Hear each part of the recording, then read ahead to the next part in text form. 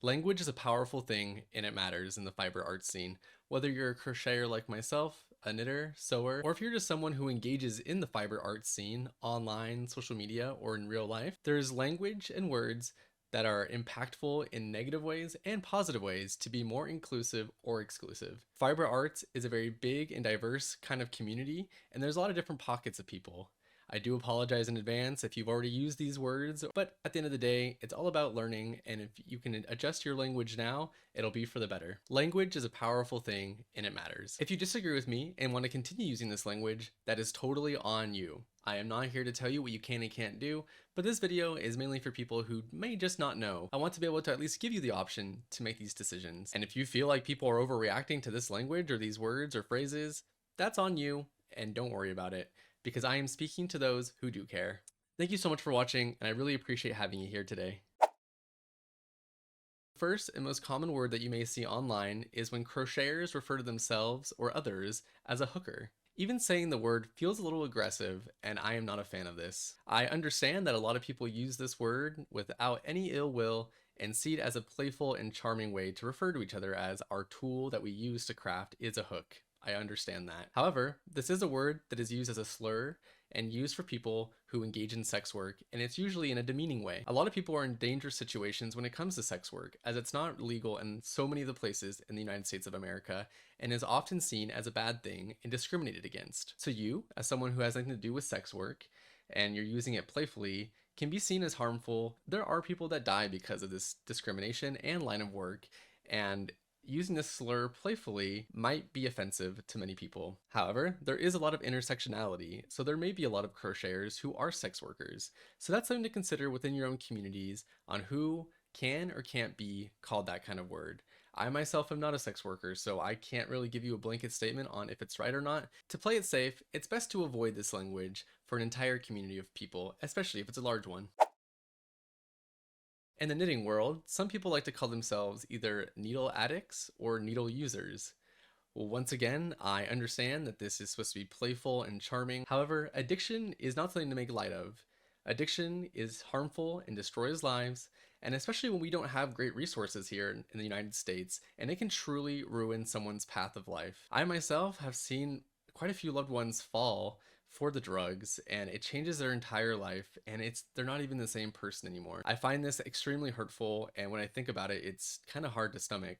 So when I see people playfully saying, oh, I'm a needle user or addict, I just don't like the way that is.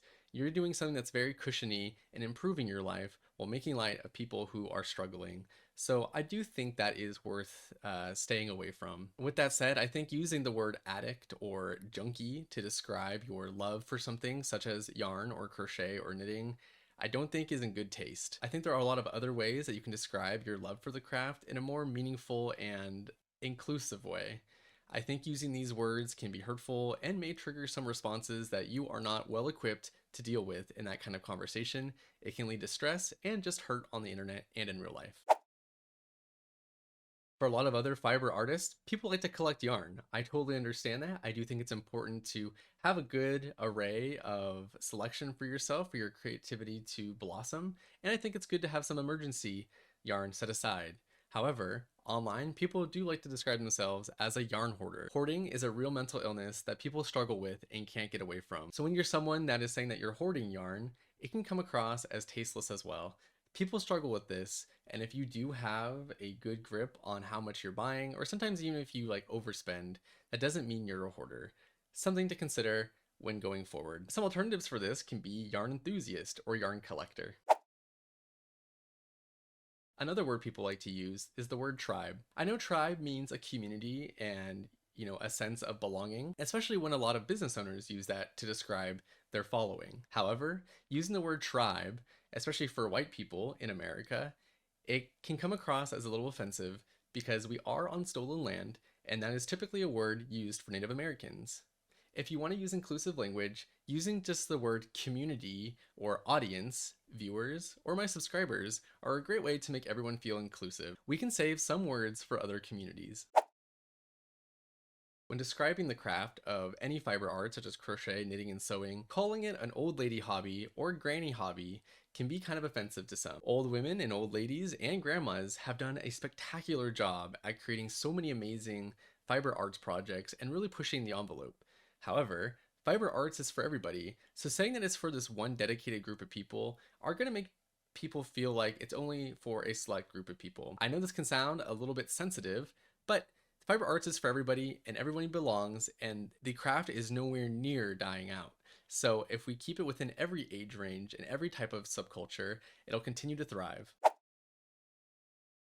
Some quick honorable mentions of phrases not to say. It can make people feel excluded when you say, quote unquote, real crocheters do this, or real knitters do this, or real sewers do this. There is no such thing as a real crafter. If you're crafting, you are making art, and that is enough. Gatekeeping certain things that people do or being an elitist towards these things can make people feel excluded and not inclusive in your communities. The second thing I would avoid doing is making fun of or ridiculing certain tools or yarns that other fiber artists enjoy. I know people have certain opinions on what people should be crafting with.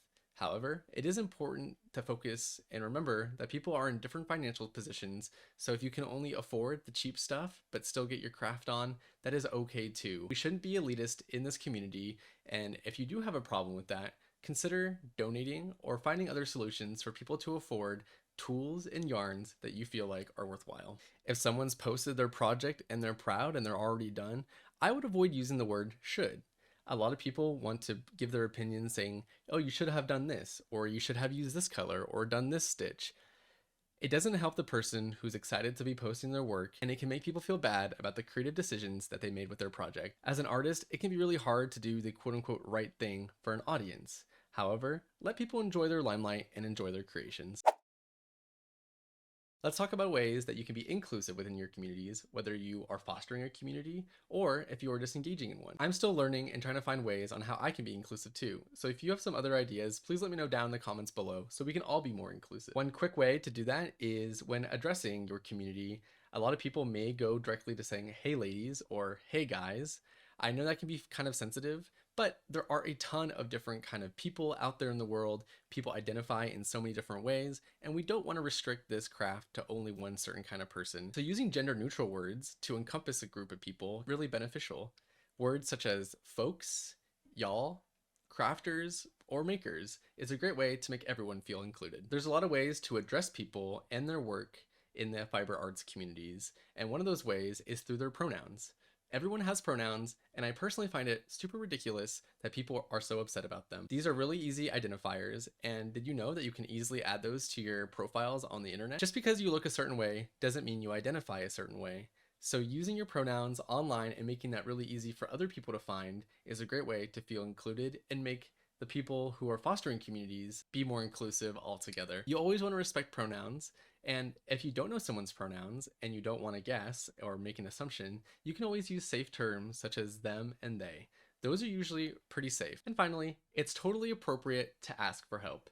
Online, if you want to be inclusive, you can ask your audience how you can do that. If folks give you feedback on what you're doing to not be inclusive, listen to them, make the adjustment, and move forward. The last thing you want to do is fight about it. Because if people are upset, there's just no winning that fight. So just swallow it and move on and continue to educate yourself. It's also okay to ask people for their pronouns directly. There's nothing wrong with that. And I think people will appreciate you asking and being concerned. And if you ask first without them having to say it, it'll make people feel like they're in a much more safe and inclusive atmosphere. And there you have it. There are some really quick tips and advice that you can do when interacting on the internet in the fiber arts communities, or if you're fostering a community to be more inclusive. These are really easy to digest and really easy to implement. And if you do have a problem with that, consider the folks in your orbit and how your words on screen impact. Thank you so much again for watching, and please, please, please let me know down below how I can be more inclusive and things that I can learn. All of us are students of society, and we should do our best to make everyone feel inclusive no matter who you're speaking to. Thanks again for considering subscribing, and I'll see you for the next video. Bye-bye now.